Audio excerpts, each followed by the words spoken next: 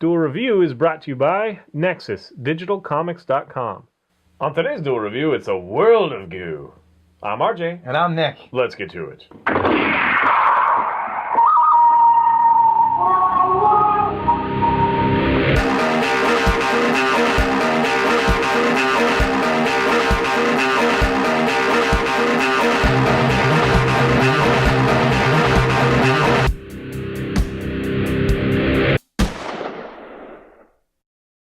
Welcome to Tuesday the 20th of March. We're doing World of Goo, the Wii game. That's right. Well, it was a Wii game. Now it's like an everything game. It's on iPad, iPhone, Android, all that stuff. All that fun stuff. Can I get it on card game? Card game. That might be interesting.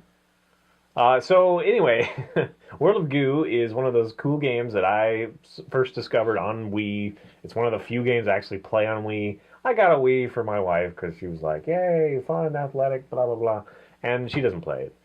We play Tetris every once in a while with it, but you really don't need a Wii for that. And I guess I was glad I had it for the Smash Brothers game. I always have fun with those. Yeah. But otherwise, it's like, I don't like the Wii. But anyway, World of Goo, for the longest time, made the Wii worth it. That plus the Strong Bad games were really fun for me. Anyway, World of Goo was brought to us by the 2D boys. There's two of them, and they started their company. Production or whatever. Yeah, and it's a phenomenal game. It's kind of a physicsy based game. You have different types of goo. There's these little balls, and there's definitely a story to go along with it. They're made by a corporation, and whatever. There's some fun little like cutscenes and story elements and that sort of thing. There's a great graphic art style to it. Anyway, you have these different types of goo. Like one basic one's just black, and you use it to build a structure, but you have to cantilever it, and you have to brace it when you're trying to bridge a gap, and there's just all these little physicky things that you have to pay attention to and mind.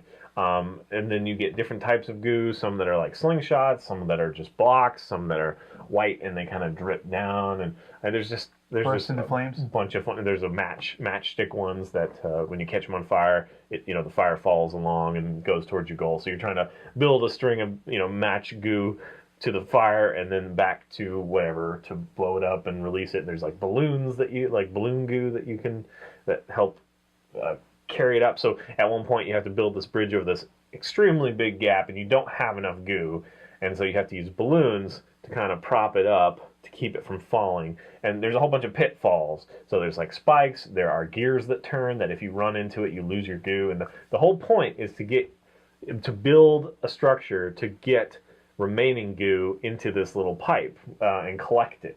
So you have different goals. You have to get 4 goo to win this level. You have to get 10 goo to get this level. So you have to use your goo, but you have to use it sparingly so that there's some left in order to get into the pipe and collect it and proceed to the next level. So like I say, there is this kind of fun little cheeky story that goes along. At one point, you get into this computer world, and then whatever, it gets infected with a virus. That's a really fun moment, and I don't want to go into it too much because it's kind of sporadic. It's just kind of every once in a while you get rewarded with a little cutscene or some fun art. But I found it really addictive. I had to play through it. I thought the music was kind of fun. I actually ended up buying the soundtrack. It wasn't very expensive, but I don't really listen to it, but it was just enough of that. Like, I want to reward that guy for doing that and support that. So good. Might use it for ringtone in the future or something. I don't know. I haven't played it on the touchscreen devices. I've only played it on the Wii, so I don't know if it translates, but I can't see why not. Yeah. You're literally using the pointer to place the goo. So you have limited experience with it yourself. Yeah, you brought it to my attention earlier today, actually, and I played it, and yeah, it's fun, and I could definitely see myself getting addicted to it. How much did it cost, though? It was $10 or less. I would buy that for $10 or less. Yeah, I think it's a phenomenal game. In fact, I think that the new versions are like $4, $5, even less. It did definitely make them a small fortune that they can continue. I don't think they've released anything else under 2D Boy, but it could be that they possibly have branched out already. It's one of those games that's kind of a homespun, has a solid idea, a lot of fun. Yeah. Really tested the world of physics, I think, because you have this you place a goo and then it stretches just a little bit, and you have to like take into account that. And the stretching before it like hits the gear Right, and dies. And there's bouncing, and if it gets too heavy, it can like fold in on itself, and so you really have to know what you're doing, or pay attention to what you're doing. But also, it's very accessible, so anybody can pick it up and start playing with it. It is fun. It is very addictive. I mean, yeah. When I was playing, it was kind of like, okay, it's time to go. We got work to do, and it's like, okay, well, I'm gonna beat this level first before we do anything. I gotta beat it. Yeah. Yeah. But I think that it holds up perfectly fine because it has its own little niche. Right. So I don't think that it's like, graphically or whatever. I mean, it's just kind of a fun artistic style. Yeah. And like the play style is just kind of, it's one of those games that if you have a little bit of time in between whatever, like waiting for your wife to get ready to leave or whatever, just play that for a little while. And yeah, it's a lot of fun. Well, okay. Angry Birds is a huge thing now. How would you compare this to that? I think that this, I think it's very similarly comparative. Very similarly comparative. When you compare it, it's very similar. I think. I mean, the replay value is fun. It's very simple. You can get through a level fairly quickly. I don't know. I like it. I don't know why it's not as big. I think that Angry Birds is a little bit more dynamic. It's like instant results. Yeah. And it's also got the cute little pigs, which Goo doesn't have, but... That's got a cute little Goo. I also think that World of Goo was only available on the Wii for a long time. So, who's going to... People like me who are a little bit serious... I mean, like, I think kids would like it, but I think it's a little dry. So it relies on maybe a little bit more experience, life experience to really get out of it, whatever. I'm not expecting something flashy and fast. It's okay to be a little bit slow and to think a little bit. Yeah. But it's on the Wii, so... I only have a Wii because of the whole wife thing. I wouldn't have one otherwise. You wouldn't even know this game. I don't like exactly until maybe now I would hear wind of it. Maybe, but I haven't seen it really advertised. So I think it's a very successful game in spite of all that was against it. And I think it could have been just as big as Angry Birds if that fad had been earlier. But it wasn't. Angry Birds was perfect because we had just gotten this new technology going, and it was one of the first games that was like, hey, it's really cheap and it's really addictive and a lot of fun. But I think that could have easily been World of Goo had it been a little bit later. That's how I feel about it. Well, that's pretty awesome. I'm glad that I'm personally glad that you brought it up, because when I do eventually get a touchscreen tablet is what it's called, I will I'll definitely get it. If you have a Wii, I would definitely check it out. If you have Android or iPhone or whatever, you can definitely check that out.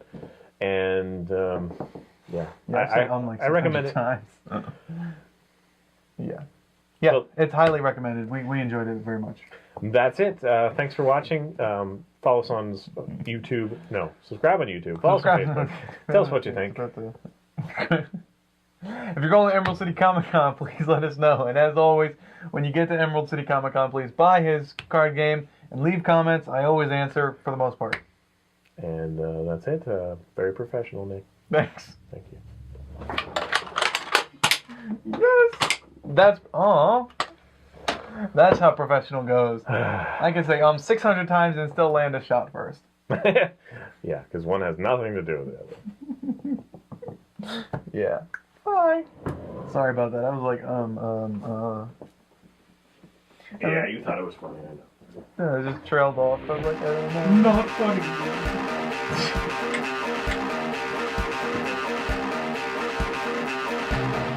Next up, it's the X-Files.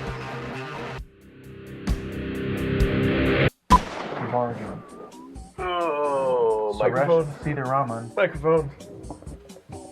Microphone check 1 2. What is it? Microphone. Jeevan J. King. Microphone. Microphone's not in frame. Okay. That's right, Nick. Sorry. I don't usually pay attention, so just try to time it right. Okay. Welcome to Tuesday the 20th of That's March. That's right, Nick. It's the World of Goo. It's 2006. Okay.